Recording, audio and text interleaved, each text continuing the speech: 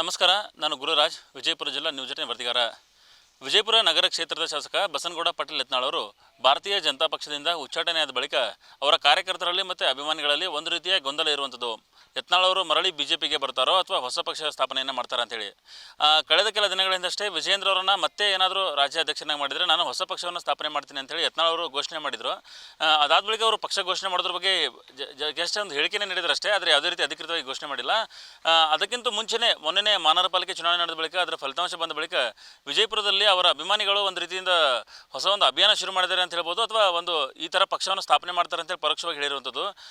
BRP ಅಂತ ಅನ್ನೋದು ಯತ್ನಾಳ್ ಅವರಿಗೆ ಕರೆಯುವಂಥದ್ದು, ಬಸನಗೌಡ ರಾಮನಗೌಡ ಪಾಟೀಲ್ ಯತ್ನಾಳ್ ಅಂತೇಳಿ. ಹಾಗಾಗಿ BRP ಅಂತ ಸಹಜವಾಗಿ ಕರೀತಾರೆ. ಅದನ್ನೇ ಇಟ್ಕೊಂಡು ಭಾರತ ರಾಷ್ಟ್ರಹಿತ ಪಕ್ಷ ಅಂತೇಳಿ, ಭಾರತ ರಾಷ್ಟ್ರಹಿತ ಪಕ್ಷ ಅಂತೇಳಿ ಅವರ ಅಭಿಮಾನಿಗಳು ಮತ್ತು ಅವ್ರಿಗೆ ಅವರ ಆಪ್ತ ವಲಯದಲ್ಲಿ ಗುರುತಿಸ್ಕೊಂಡಿರೋರು ಮತ್ತು ಅವರ ಸಿಬ್ಬಂದಿಗಳು ಅವರಲ್ಲಿ ಗುರುತಿಸ್ಕೊಂಡಿರುವಂಥವ್ರು ಸೋಷಿಯಲ್ ಮೀಡಿಯಾದಲ್ಲಿ ಇದೊಂದು ಪೋಸ್ಟನ್ನು ವೈರಲ್ ಮಾಡ್ತಾ ಇದ್ದಾರೆ. BRP ಅಂತೇಳಿ ಗೋಮಾತೆ ಇರುವಂತಹ ಚಿತ್ರವನ್ನು ಇಟ್ಕೊಂಡು ಪಕ್ಕದಲ್ಲಿ ಯತ್ನಾಳ್ ಅವರ ಒಂದು ಭಾವಚಿತ್ರವನ್ನು ಇಟ್ಕೊಂಡು, ಅಂದರೆ ಮಹಾನಗರ ಪಾಲಿಕೆ ಚುನಾವಣೆ ಗೆಲುವು ಇದ್ದಂತಹ ಭಾವಚಿತ್ರವನ್ನು ಇಟ್ಕೊಂಡು BRP ಅಂತೇಳಿ ಹಾಕೊಂಡು ಎಲ್ಲ ಕಡೆ ವೈರಲನ್ನು ಮಾಡ್ತಾ ಇದ್ದಾರೆ. ಸೋಷಿಯಲ್ ಮೀಡಿಯಾದಲ್ಲಿ ಸದ್ಯ ವಿಜಯಪುರದಲ್ಲಿ ಇದು ವೈರಲ್ ಆಗಿರುವಂತಹ ವಿಚಾರ. ಆದರೆ ಇದು ಯಾವುದೂ ಅಧಿಕೃತವಲ್ಲ. ಅಂದರೆ ಯತ್ನಾಳ್ ಅವರ ಕಚೇರಿಯಿಂದಾಗಿರ್ಬೋದು ಅಥವಾ ಯತ್ನಾಳ್ ಅವರು ಖುದ್ದು ಇದು ನಮ್ಮದೇ ಪಕ್ಷ ಆಗುತ್ತೆ, ನಾನೇ ಸ್ಥಾಪನೆ ಮಾಡಿದ್ದೀನಿ ಅಂತ ಎಲ್ಲೂ ಹೇಳ್ಕೊಂಡಿಲ್ಲ. ಜೊತೆಗೆ ಅವರ ಆಪ್ತರು ಅಥವಾ ಅವ್ರಿಗೇನು ಅವ್ರ ಜೊತೆ ಅತ್ಯಂತ ಹತ್ತಿರದಲ್ಲಿರುವಂಥವ್ರು ಯಾರೂ ಅಧಿಕೃತವಾಗಿ ಹೇಳಿಲ್ಲ. ಆದರೆ ಬೆಂಬಲಿಗರು ಈ ರೀತಿ ಒಂದು ಆಗ್ತಾ ಇರೋದ್ರಿಂದ ಈ ಥರದ ಪಕ್ಷವನ್ನು ಯತ್ನಾಳ್ ಅವರು ಸ್ಥಾಪನೆ ಮಾಡ್ತಾರಾ ಅಂತೇಳಿ ಒಂದು ಪ್ರಶ್ನೆ ವಿಜಯಪುರ ಜನರಲ್ಲಿ ಕಾಡ್ತಾ ಇರುವಂಥದ್ದು.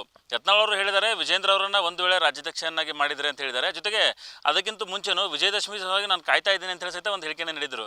ಹಾಗಾಗಿ ಯತ್ನಾಳ್ ಅವರು ಹೊಸ ಪಕ್ಷವನ್ನು ಸ್ಥಾಪನೆ ಮಾಡ್ತಾರಾ ಅನ್ನೋ ಒಂದು ಪ್ರಶ್ನೆಗೆ ಉತ್ತರ ಸಿಗಬೇಕಾದ್ರೆ ಇನ್ನೂ ಬಹಳಷ್ಟು ದಿನ ಇರುವಂಥದ್ದು. ಆದರೆ ಸದ್ಯದ ಮಟ್ಟಿಗೆ ವಿಜಯಪುರದಲ್ಲಿ ಈ ವಿಚಾರ ವೈರಲ್ ಆಗಿರೋದು ಬಹಳಷ್ಟು ಜನರಿಗೆ ಕುತೂಹಲ ಇರುವಂಥದ್ದು. ಅಂದರೆ ಯತ್ನಾಳ್ ಅವರು ಒಂದು ವೇಳೆ ಪಕ್ಷ ಸ್ಥಾಪನೆ ಮಾಡಿದರೆ ಇದೇ ಹೆಸರಲ್ಲಿ ಸ್ಥಾಪನೆ ಮಾಡ್ತಾರಾ ಅಥವಾ ಬೇರೆ ಹೆಸರಲ್ಲಿ ಸ್ಥಾಪನೆ ಮಾಡ್ತಾರಾ ಅಥವಾ ಹಿಂದುತ್ವದ ಆಧಾರ ಇಟ್ಕೊಂಡು ಮಾಡ್ತಾರಾ ಅನ್ನೋದು ಒಂದು ವಿಚಾರ ಇರುವಂಥದ್ದು.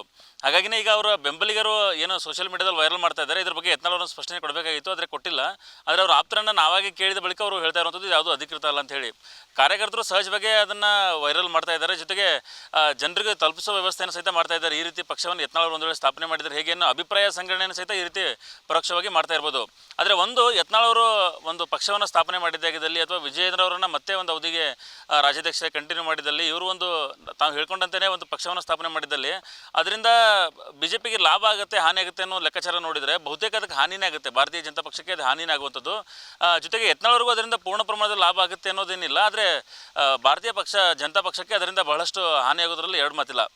ಅದರಲ್ಲೂ ವಿಶೇಷವಾಗಿ ಎಲ್ಲೂ ಪಂಚಮಸಾಲಿ ಬೆಲ್ಟ್ ಇದೆ ಅಲ್ಲಿ ಅದರ ಸಮಸ್ಯೆ ಬಹುತೇಕ BJPಗೆ ಆಗುವಂಥದ್ದು. ಆದರೆ ಯಾವಾಗ ಈ ಸಮಸ್ಯೆ ಆಗುತ್ತೆ ಅಂತಂದರೆ ಯತ್ನಾಳ್ ಅವರಿಗೆ ಈಗೇನು ಪಂಚಮಸಾಲಿ ಸಮಾಜದ ಹೋರಾಟದಲ್ಲಿ ಇರ್ಬೋದು ಮತ್ತು ಹಿಂದುತ್ವದ ವಿಚಾರದಲ್ಲಿ ಏನು ಹೋಲ್ಡ್ ಇದೆ ಮತ್ತು ಕಾರ್ಯಕರ್ತರ ಬೆಂಬಲ ಇದೆ, ಅದು ಮುಂದಿನ ಚುನಾವಣೆಯವರೆಗೂ ಕಂಟಿನ್ಯೂ ಆಗಬೇಕು. ಆವಾಗ ಮಾತ್ರ ಅದರ ಎಫೆಕ್ಟು ಇರುವಂಥದ್ದು. ಹಾಗಾಗಿನೇ ಒಂದು ವೇಳೆ ಯತ್ನಾಳ್ ಅವರು ಬೇರೆ ಪಕ್ಷವನ್ನು ಸ್ಥಾಪನೆ ಮಾಡಿದ್ರು ಸಹಿತ ಈಗನೇ ಅವ್ರಿಗೇನು ಜನ ಬೆಂಬಲ ಈಗ ಸದ್ಯಕ್ಕೆ ಇದೆ ಮತ್ತು ಪಂಚಮಸಾಲಿ ಸಮುದಾಯದಲ್ಲಿ ಅವರನ್ನೇನು ಹೋರಾಟದಲ್ಲಿ ಅವರನ್ನು ಬೆಂಬಲಿಸ್ತಾರೆ, ಆ ಹೋರಾಟ ಅದೇ ರೀತಿ ಕಂಟಿನ್ಯೂ ಆಗಿದ್ದರೆ ಮಾತ್ರ ಒಂದು ವೇಳೆ ಯತ್ನಾಳ್ ಅವರು BJP ಪಕ್ಷ ಸ್ಥಾಪನೆ ಮಾಡಿದ್ರು ಅದು ಭಾರತೀಯ ಜನತಾ ಪಕ್ಷಕ್ಕೆ ಹೊಡೆತ ಕೊಡೋದ್ರಲ್ಲಿ ಎರಡನೇ ಮಾತಿಲ್ಲ. ಆದರೆ ಯತ್ನಾಳ್ ಅವರು ಪಕ್ಷ ಸ್ಥಾಪನೆ ಮಾಡ್ತಾರೋ ಇಲ್ಲೋ ಅನ್ನೋದ್ರ ಬಗ್ಗೆ ಇನ್ನೂ ವಿಜಯದಶಮಿವರೆಗೂ ಕಾಯಬೇಕಾಗಿರುವಂಥದ್ದು. ನಿರ್ಭೀತ, ನಿಷ್ಪಕ್ಷಪಾತ, ವಿಶ್ವಾಸಾರ್ಹ ಸುದ್ದಿಗಳಿಗೆ ಮತ್ತೊಂದು ಹೆಸರಾಗಿರೋ ನ್ಯೂಸ್ 18 ಕನ್ನಡ ಈಗ ಆಪ್ನಲ್ಲೂ ಲಭ್ಯ ಇದೆ. ದಯವಿಟ್ಟು ಇಲ್ಲಿರೋ QR ಕೋಡ್ ಅನ್ನು ಸ್ಕ್ಯಾನ್ ಮಾಡಿಕೊಂಡು ಆಪ್ ಡೌನ್ಲೋಡ್ ಮಾಡೋದಕ್ಕೆ ಮರಿಬೇಡಿ. ನಿಮ್ಮ ಬೆಂಬಲ ಹೀಗೆ ಸದಾ ನಮ್ಮೊಂದಿಗಿರಲಿ. ಧನ್ಯವಾದ.